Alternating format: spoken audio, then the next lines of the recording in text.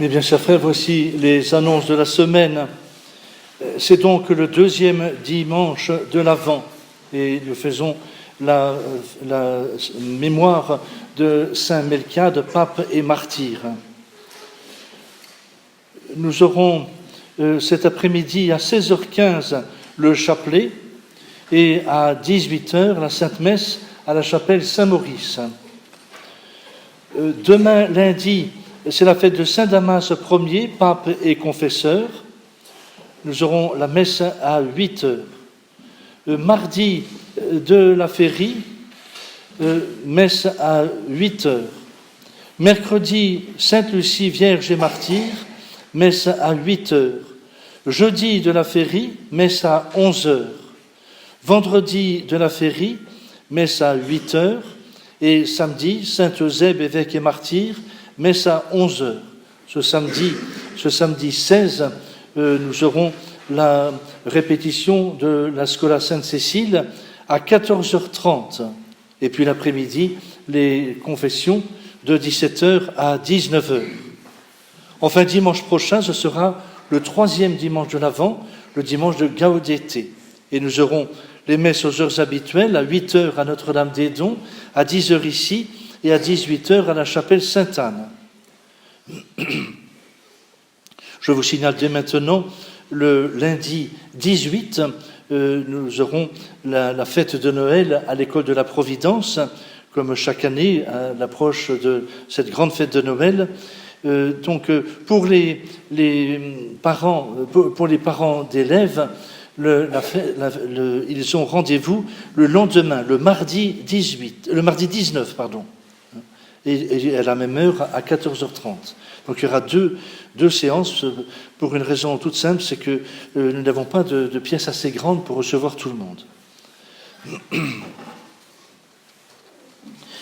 D'autre part, je vous signale que dimanche prochain, donc dimanche de Gaudete, il y aura une vente de biscuits et de gâteaux à la sortie de la chapelle. Et puis, je dois également vous recommander à vos bonnes prières le repos de l'âme de M. Marc Aubineau, qui est décédé dans sa 90e année cette semaine, et dont les obsèques seront célébrées ici, mardi, à 14h45. Notez bien. Monsieur Aubineau, priez bien pour le repos de son âme. C'était une belle âme. Il était dimanche dernier avec son épouse. Il était ici à la Sainte Messe comme d'habitude. Et c'est lui, pendant des années, qui faisait la quête. Mais ensuite, à l'approche des 90 ans, il n'avait plus la santé de s'occuper de cette tâche. Mais c'était un homme, un pilier de la chapelle du Christ-Roi depuis plus de 30 ans qu'il la fréquente. Donc priez bien pour le repos de son âme et puis bien sûr priez pour son épouse qui est bien affligée de ce départ. Enfin, je dois dire aussi un mot à propos donc de notre pèlerinage hier à Notre-Dame de Lorette en Vendée, à la Flosselière. Nous avons bien sûr prié Notre-Dame, nous avons chanté les litanies de Notre-Dame de Lorette et nous avons prié pour ceux qui n'ont pas pu se déplacer. Je vous rappelle que ce pèlerinage est très important. C'est en effet aujourd'hui, plus précisément, le 10 décembre 1294, que la Sainte Maison de Nazareth a été transportée par les anges, par la toute-puissance de Dieu, jusqu'en Italie. Donc elle est passée au-dessus de la mer Adriatique et elle s'est posée sur la côte de la mer Adriatique, mais en Italie. Et bien sûr, aujourd'hui, on vous explique que c'est là une pieuse légende, que ce sont les croisés qui ont démonté la maison de Notre-Dame et puis qui l'ont transporté en bateau et qui l'ont remonté à Lorette. Ceci est vraiment malhonnête parce que nous avons toutes les preuves incontournables de l'authenticité de ce miracle que le bon Dieu a voulu accomplir pour préserver la maison de Nazareth de la profanation qui était sur le point de se réaliser avec l'arrivée des fanatiques musulmans qui voulaient tout détruire, et particulièrement ce haut lieu de la chrétienté. Pensez, mes bien chers frères, que c'est à Nazareth, dans cette maison de Nazareth, que Notre-Dame a vécu toute son enfance. C'est là qu'elle a eu la visite de l'ange Gabriel et que s'est opéré le grand mystère de l'incarnation. C'est là qu'a vécu la Sainte Famille pendant une 30aine d'années, jusqu'au moment où Jésus a commencé sa vie publique, les 3 dernières années de sa vie. Et donc, il ne fallait pas que ce lieu soit profané par les barbares musulmans. Et grâce au bon Dieu, eh bien, la maison a été préservée par ce miracle éclatant.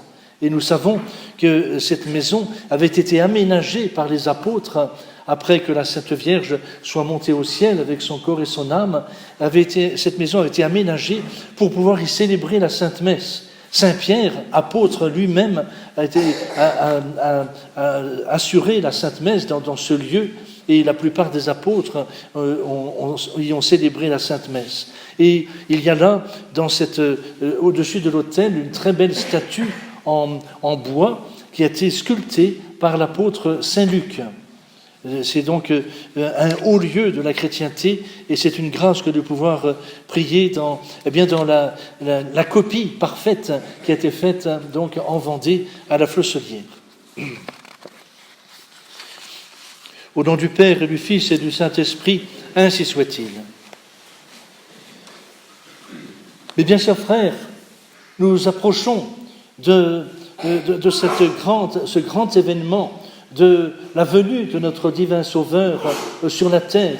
Nous préparons cette grande fête de Noël, et la Sainte Église veut nous aider précisément à bien nous y préparer par tout cet enseignement qu'elle nous dispense particulièrement chaque dimanche. Et il faut savoir que Saint Jean-Baptiste est actuellement en prison. Il a été emprisonné par Hérode, et donc il ne peut plus communiquer avec ses disciples. Mais il a quand même la possibilité de leur demander d'aller interroger ce Jésus pour qu'il vous dise qui il est. Et la réponse de Jésus est magnifique. C'est un enseignement qui s'adresse à nous tous et qui est la preuve que Jésus est bien le Messie attendu, que Jésus est bien celui dont parlent toutes les Saintes Écritures, que Jésus est bien le Fils de Dieu fait homme, la deuxième personne de la Sainte Trinité, notre divin Rédempteur. Et voilà donc la réponse que fit Jésus aux envoyés de Jean-Baptiste. Les aveugles voient, les sourds entendent, les estropiés marchent, les lépreux sont purifiés et les morts ressuscitent. L'Évangile est annoncé aux pauvres, et bienheureux celui qui n'est pas scandalisé à cause de moi. Voilà l'annonce que fait notre divin Sauveur pour confirmer qu'il est bien le Messie attendu. Tel est le message que notre Seigneur confie aux disciples de Jean-Baptiste. Est-ce à dire que le grand précurseur du Messie ignorait le Seigneur auquel il venait préparer les voies? Bien sûr que non. En effet, Abraham a vu le jour de notre Seigneur, Isaïe a vu sa gloire et nous en a parlé, et ceci est affirmé par Saint Jean l'Évangéliste. Tous les prophètes l'ont connu en esprit, et le plus grand de tous, de tous les prophètes l'aurait ignoré. Celui qui a été envoyé pour rendre témoignage de la lumière, aurait-il lui-même été dans les ténèbres?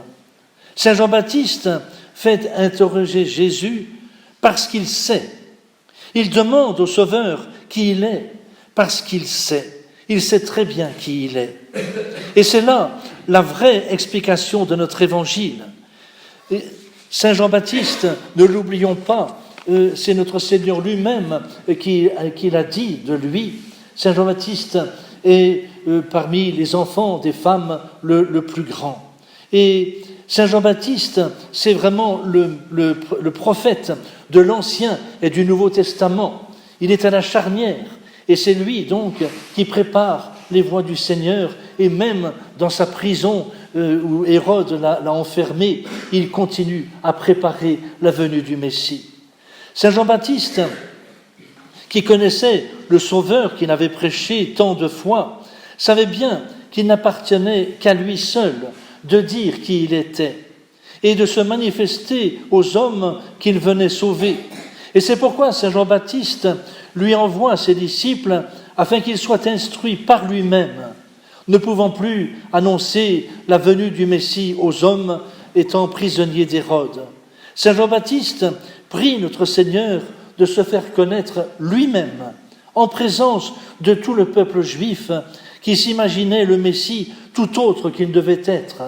En effet, le peuple juif qui était tombé dans la décadence, qui se moquait de la loi du bon Dieu, n'attendait qu'une chose comme Messie. Ils attendaient un grand chef militaire qui allait bouter hors de leur pays l'occupation romaine. Et ils étaient en cela dans une erreur profonde, parce que Jésus ne vient pas libérer le peuple juif de cette occupation romaine, il vient les libérer du péché. Le péché qui est une occupation beaucoup plus grave est dans notre âme. Et Jésus connaît la pensée de Saint Jean-Baptiste. Il veut récompenser son humilité. Il fait voir à ses disciples les effets de sa puissance infinie. Il guérit devant eux tous les malades qui se présentaient. Il leur donne des avis importants pour connaître parfaitement le secret de Dieu et détruire une fausse idée du Messie. Dans ce discours de Jésus, nous remarquons 3 choses importantes. Jésus, d'abord, guérit les malades. Nous voyons là sa bonté, la piété, la pitié qu'il a de nos misères. Ensuite, Jésus catéchise les pauvres. Dans son enseignement, Jésus s'adresse à tous les hommes, et particulièrement aux pauvres, avec beaucoup de simplicité. Et enfin, Jésus scandalise les infidèles. Et nous voyons par là les furieuses oppositions qui s'élèveront contre sa doctrine salutaire. La puissance de Jésus n'éclate que par sa bonté et par la tendre compassion qu'il a de nos maladies. Voilà le Sauveur du monde véritable que les prophètes ont annoncé. Alors, lorsque le cœur de Jésus s'attendrit sur les maladies corporelles, il n'arrête pas sa pensée au corps, mais voyant les effets extérieurs, aussitôt il remontait à la cause qui est le péché pour guérir les âmes. Cette âme qui est d'autant plus digne de sa pitié et de sa miséricorde que la dignité en est plus élevée et les misères plus véritables. Et c'est la raison pour laquelle Jésus a dit souvent dans le Saint-Évangile, « Ne craignez pas ceux qui tuent le corps, mais craignez ceux qui peuvent tuer l'âme. » Et c'est pourquoi si Jésus a donné des larmes aux maux du corps, il a donné aux maladies de nos âmes jusqu'à la dernière goutte de son très précieux sang. Hélas, quelle est notre conduite devant cet amour divin ? Nous aimons les richesses, Jésus les a méprisées. Nous courons après les plaisirs, Jésus les a condamnés. Nous aimons le monde, et Jésus l'a réprouvé. Que les païens et les juifs et les hérétiques soient scandalisés du Seigneur Jésus, cela est compréhensible, car on souffre facilement les injures de ses ennemis. Mais nous, que faisons-nous ? Pouvons-nous dire que nous aimons Jésus si nous n'écoutons pas sa parole et que nous ne la mettons pas en pratique ? Mais bien chers frères, si Dieu permet que son divin Fils ait tant d'adversaires et tant d'ennemis, et si peu de vrais serviteurs, c'est qu'il veut que dans cette confusion infinie de ceux qui contredisent notre Sauveur, la foi de ceux qui l'honorent sincèrement soit plus ferme et leur charité plus ardente parmi les oppositions de tant d'ennemis. Nous n'avons pas le droit, mes bien chers frères, vous le savez, je vous l'ai déjà dit, d'être des catholiques tièdes. Nous devons être vraiment des soldats du Christ. Et aujourd'hui, plus que jamais, précisément parce que nous avons la grâce de garder la foi authentique que nous a donnée notre divin Sauveur le jour de notre baptême. C'est la raison pour laquelle, dans ce monde complètement déboussolé, dans ce monde apostat, dans ce monde qui méprise la loi du bon Dieu, nous devons, nous, montrer l'exemple par notre conduite et par notre fidélité. Et rien, en effet, de plus glorieux, de plus honorable pour un chrétien que de porter le nom sublime d'enfant de Dieu. Mais aussi, rien n'est plus infâme que d'avoir honte de le manifester autant de fois que l'occasion s'en présente. Piétiner, mes bien chers frères, toutes sortes de respect humain. C'est le saint curé d'Ars qui disait « Ô lâche respect humain, que de péchés ne fait-on pas en ton nom ?» Combien il avait raison et combien, hélas, cette chose se vérifie aujourd'hui. Alors, soyons vraiment des exemples. La croix doit être notre drapeau. Ne la mettons pas dans notre poche. Et c'est ainsi que nous serons vraiment, nous nous conduirons en enfants de Dieu, en rachetés de notre Seigneur Jésus-Christ. Il faut que Jésus retrouve dans le zèle du petit nombre ce qu'il semble perdre dans la multitude de ceux qui refusent Dieu. Et donc, mes bien chers frères, augmentons notre zèle pour son service. Efforçons-nous à lui plaire toujours davantage et à étendre la gloire de son saint nom. Tâchons de lui rendre l'honneur que ses ennemis lui ravissent.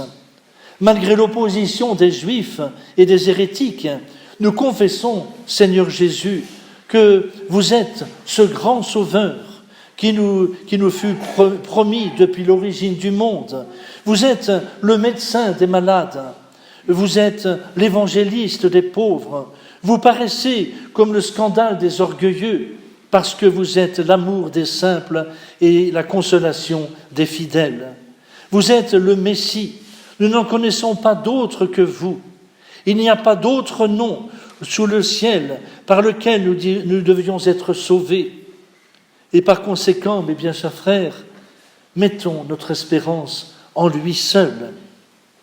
Observons fidèlement ses préceptes, en attendant la bienheureuse espérance et la triomphante arrivée de notre divin Sauveur et Rédempteur, qui nous rendra compagnons de son règne et de sa bienheureuse immortalité. Voilà ce que nous espérons. Et c'est pour cela, mes bien chers frères, que nous devons, pendant ce temps de l'Avent, arracher de notre cœur tout ce qui pourrait faire encore obstacle au plein épanouissement de la grâce du bon Dieu. Et vous avez une belle manière de vous préparer à Noël. C'est de vous appliquer précisément à faire une belle crèche dans vos maisons respectives, dans vos familles, et surtout une belle crèche dans votre cœur, dans votre âme. Aujourd'hui, la crèche est méprisée par le monde, qui ne peut plus supporter ce témoignage de l'authenticité de la venue de notre divin Sauveur sur la terre. Ils refusent de voir ces crèches. Ils vont même jusqu'à condamner les gens qui font des crèches publiquement. Eh bien, plus que jamais, appliquons-nous à faire une belle crèche, la plus belle que vous puissiez faire, précisément pour bien vous préparer, pour manifester à notre Seigneur par ces images combien vous lui êtes attachés et combien vous voulez être dans les meilleures dispositions pour recevoir sa grâce en abondance et en surabondance le jour de Noël. C'est la grâce que nous allons demander, mes bien chers frères, au cours du saint sacrifice de la messe. Au nom du Père et du Fils et du Saint-Esprit, ainsi soit-il.